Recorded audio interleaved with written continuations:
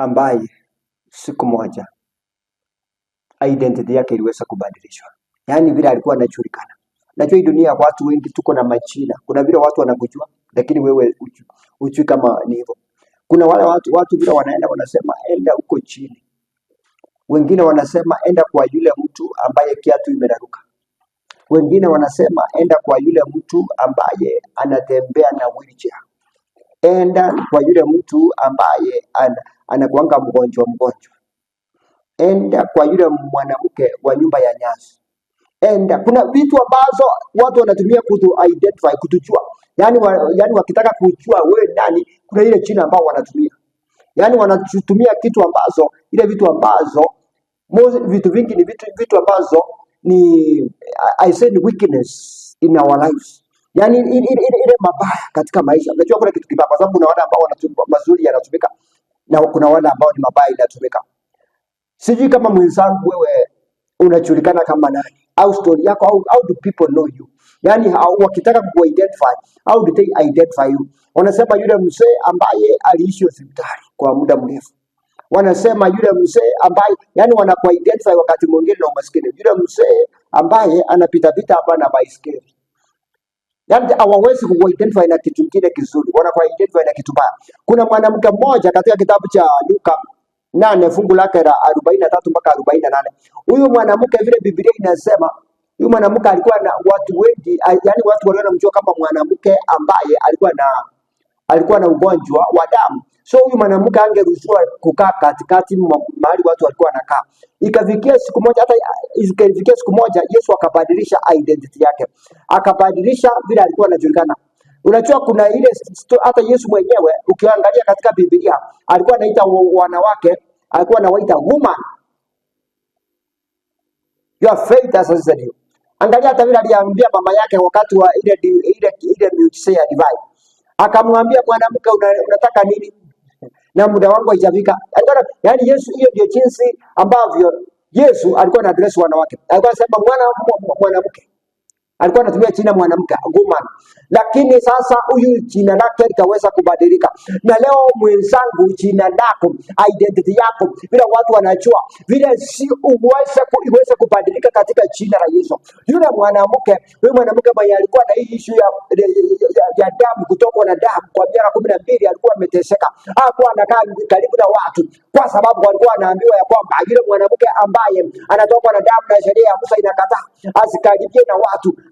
Ndio huyu anakaribia mtoroke kwa sababu sheria ya Musa haikumruhusu kukaa karibu na watu. Alikuwa ameteseka, alikuwa ametembea kwa hospitali. Hiyo miaka 12 ilikuwa imempea jina. Akajulikana kama mwanamke ambaye alikuwa na issue ya kupitia ile weakness ya ugonjwa.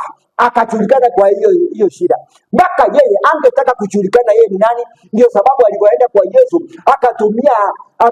akaenda kwa imani, alipoenda na imani akafika watu walipokuwa wengi. Yani alipomgusa Yesu, kwa sababu imani yake ilimwambia kwamba mimi nimgusa Yesu tu, lakini Yesu hata sio lazima niombee kwa sababu watu wananijua watasema na huyu ni nani. Yani watu wangemsengenya ile story ingeendelea kwa sababu alikuwa na negative identity. Alipofika kamgusa Yesu, ile damu ilisha instant, magonjwa ilitoka instant. Yesu akasema kuna mtu amenigusa hapa. Sasa wale wakasema watu ni wengi, lakini Yesu akasema kuna mmoja ambaye amenigusa. Yule mwanamke alipojitokeza, ukisoma katika fungu lake la 47, akajitokeza mbele, akaruka mbele ya Yesu. Yesu kwa sababu Biblia inasema mwanamke, hata Biblia wanamuita mwanamke. Yesu hakumuita mwanamke tena. Yesu akasema my daughter, soma fungu lake la 48 inasema ya kwamba, and he said unto her, daughter, be of good comfort, thy faith hath made thee whole, go in peace. Yesu Kristo akaona yule mwanamke akasema mwanangu, akatumia jina my daughter. You see, mtu akikuita your daughter, yani sio mtu akuita daughter na mwingine akuita mwanamke, hiyo maneno haifanani. Kwa Yesu Kristo lugha ya imani ukitumia imani ni muujiza itendeke. Hiyo ndio furaha ya Yesu. Yesu muujiza, ukiinua imani Yesu akutendee muujiza. Yesu anasema huyu ndiye mwanangu, anakuita sasa, unakuwa mwana. Anabadilisha ile kitu ambayo watu wanajua, ile watu walikuwa wanajua huyo mwanamke ni mwanamke.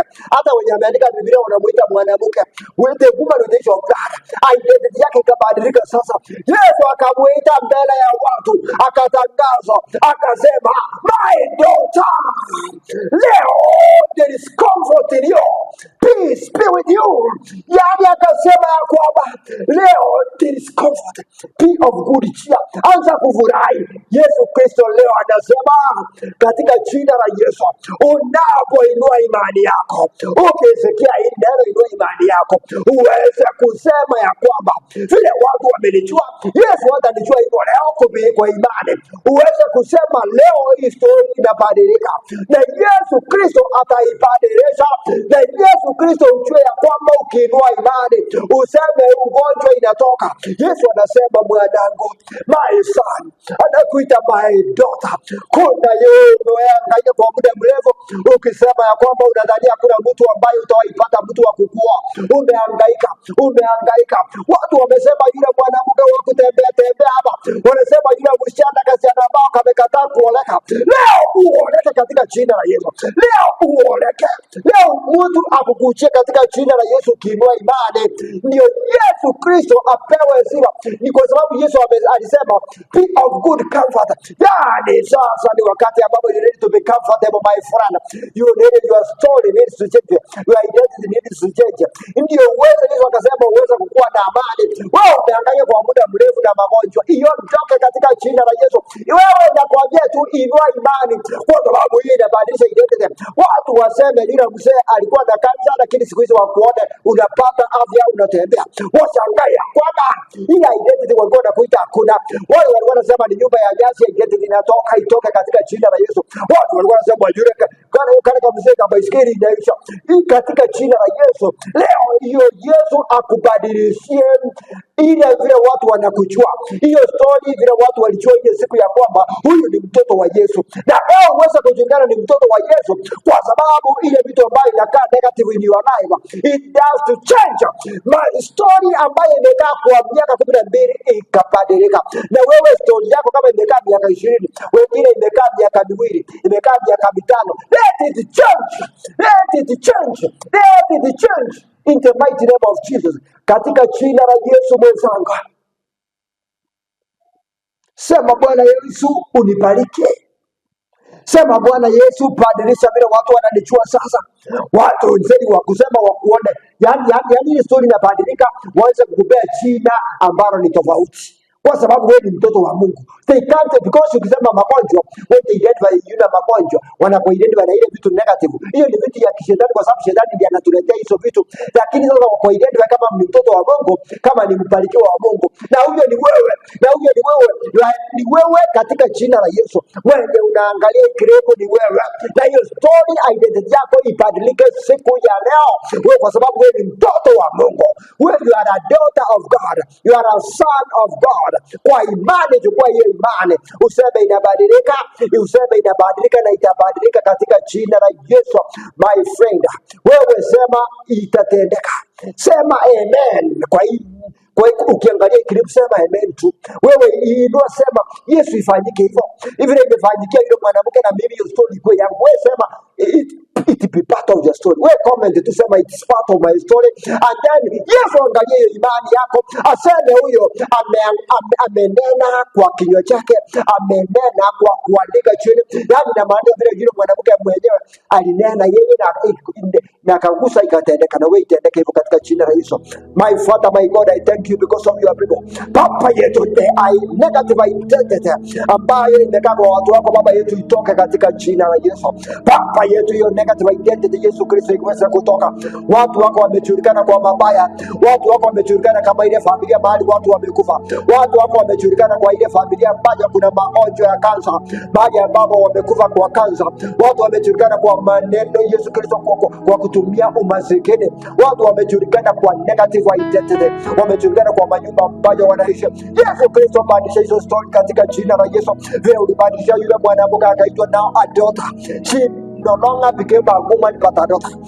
My Father, msikilizaji wangu leo nambadilishia jina, hiyo story ibadilike leo. Yule mwanamke sio mwanamke wa magonjwa tena, anakuwa mwanamke mwenye alikuwa mbarikiwa, ambaye alikuwa anaishi maisha mazuri vile Yesu alitangaza. Baba yetu, kwa niaba yako niko hapa nikitangaza ya kwamba Baba yetu, kila mmoja ambaye ameangalia Yesu Kristo uweza kubadilisha hiyo story ambayo imenenwa kwa maisha yake, vile watu wanamjua, isikuwe na wewe unamjua hivyo kupitia kwa imani.